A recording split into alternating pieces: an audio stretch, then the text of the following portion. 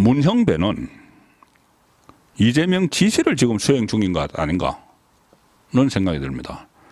최상목이 제지하라. 제가 이렇게 썼는데 최상목이 제지를 좀 해야 됩니다. 자,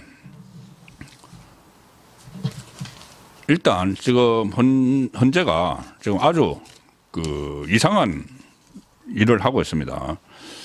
이 헌재 심리가 이제 변론이 내일 되면은 8차 변론을 하죠.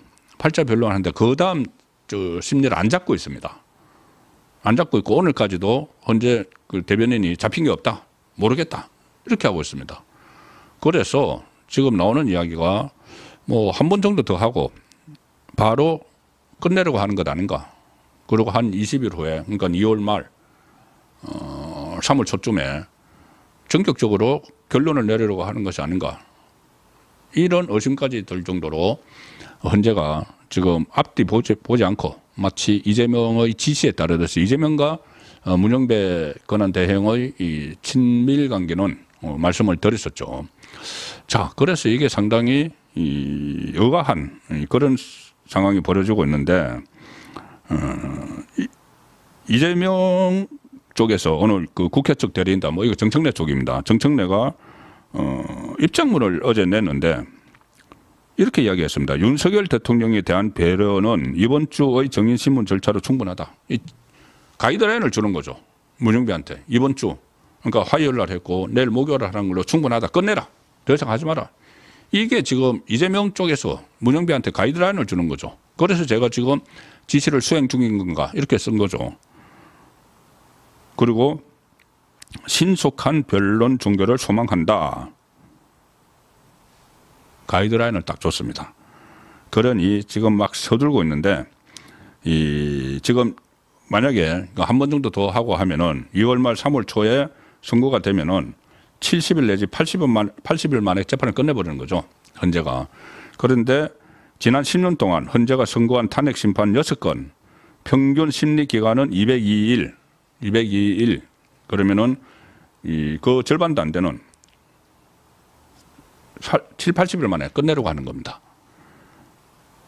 박근혜 전 대통령 사건도 91일이 걸렸고 또 그때는 그 변론을 17차까지 했는데 8차 아니면 9차 정도 하고 끝내려고 하는 것이죠. 자, 이게 왜 그럴까? 문형배가 이재명의 지시를 수행 중인 것이 아닌가? 그런 의심이 들기에 충분합니다. 그래서 오늘 제가 송건 혼술 시간에 전해드렸지만 심지어 현직 검사장 이영림 춘천지검장이 검찰 내부망 2%에 일제 치하 일본인 재판관보다 못한 헌재를 보며 라는 글을 썼습니다. 일제 치하의 일본인 재판관보다도 못하다. 누가? 문형배가. 굴욕적이죠. 문형배는 상당히 굴욕을 느껴야 됩니다.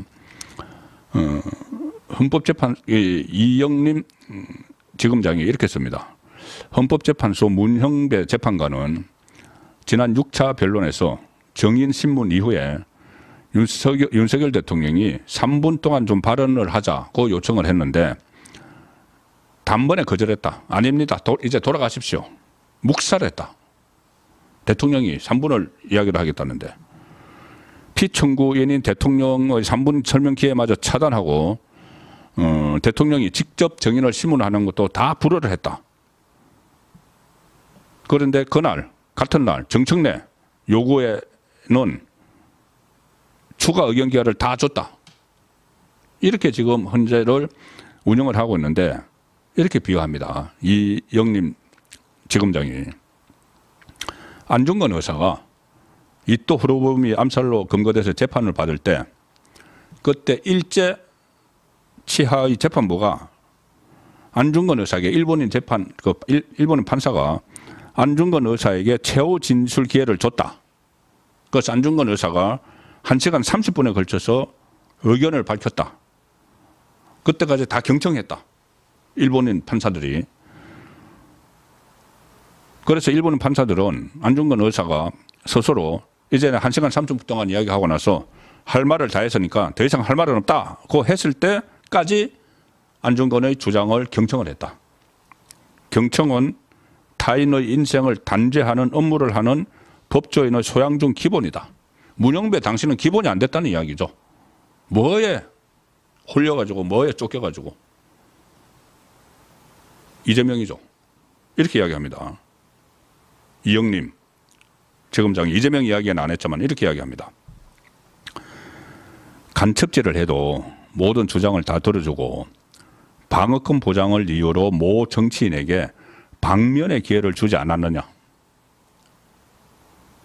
자, 누구죠? 방어권 보장을 이유로 모 정치인에게 방면 풀어준 기회. 유창훈 이야기하는 거죠.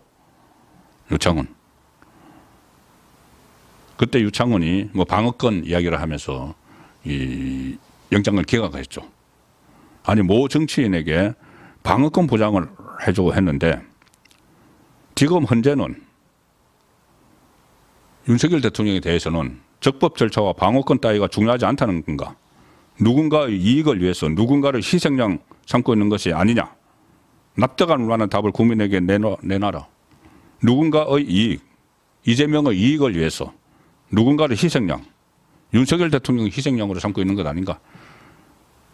이런 이 비소 같은 글을 올렸습니다. 그 정도로 검찰에서 그러니까 법조계 안에서도 이게 상당히 문제가 많다는 그 지적이 계속 나오고 있습니다. 여당도 지금 어떻게 보면 뒤늦게 움직이고 있습니다. 권성동 국민의힘 원내대표가 오늘 헌재를 방문을 해서 항의 방문이라고 했는데 가서 또 문형배도 만나지도 못하고 헌재 사무처장을 만났다고 합니다. 한덕수 총리 심판을 먼저 결정하라 이렇게 헌재 요구를 했고 헌재 사무처장이 헌법재판관에게 그 의사를 전달하겠다고 답했다. 직접 헌법재판관들도 만나지 못하고 헌재 사무총장 만나서 헌재는 심판 과정에서 증거 능력을 부여하는 문제는 법 규정을 따라야 한다. 그래서 그 검찰이 조서 가지고 하는 거 이런 거에 대해서도 뭐 항의를 하고 왔다 이렇게 권성동이 이야기를 하는 것이죠. 자, 이 상황인데 제가 이 제목에 왜 최상목이 제지를 하라고 말씀을 드리느냐 하면은 최상목은 대통령 권한 대행이죠. 대행의 대행이잖아요. 어쨌든 대통령 역할을 하고 있습니다. 그러면 국가의 한 기관인 물론 별도로 독립이 보장된 기관이긴 하지만 헌재에서 현직 대통령을 파면시키는데 이렇게 속도전을 내고 뭔가 석연치 않은 뭔가 쫓기듯 이재명의 지시에 따르는 듯이 속도전을 내고 또 검찰 조서 가지고 그 관련 법도 박근혜 전 대통령 때와는 달리 검찰 진술 조서를 형사 그 재판에 준용하지 못하도록 법이 바뀌었는데 그냥 막무가내로 박근혜 때도 했으니까 지금도 할 거야. 헌재의 권한을 자기들 스스로 막 무한대로 끌어올리고 있죠. 그 상황이라면은 대통령 권한 대행이 절차적 정당성을 지키라고 이야기를 할 수 있어야 됩니다. 그런 전례가 있습니다. 고건 전 총리죠. 노무현 대통령 때 노무현 그 대통령이 탄핵으로 직무가 정지됐을 때 고건이 어떻게 행동을 했느냐.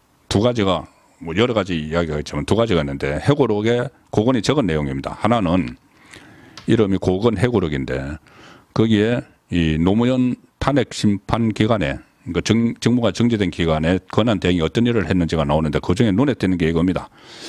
2004년에 3월 12일에 국회가 탄핵 소추안을 딱 가결을 시켰죠. 그러면 그 순간에 이 노무현의 직무가 정지가 됐죠. 지금 윤석열 대통령처럼. 지금처럼 구속되지는 않았지만은 그래서 청와대에 있으면서 관저에 있으면서 뭐 그때 제가 한번 말씀드렸다시피 저도 그때 출입 기자였는데 청와대 출입 기자들과 북악한 산행도 하고 뭐 그런 활동을 했습니다. 그런데 그때 탄핵 소추안이 가결이 되고 노무현의 직무가 딱 정지됐을 때 대통령 권한 대행 고건이 당시 윤영철 헌법재판소장에게 전화를 걸었답니다. 본인이 그 회고록에서 한 이야기입니다. 전화를 걸어서 뭐라고 했느냐. 헌재 심의 기간을 가급적 좀 단축시켜 주세요. 대통령 권한 대행으로서 이야기를 하는 겁니다. 헌법재판소장에게. 이때는 가급적 단축시켜달라고 했죠.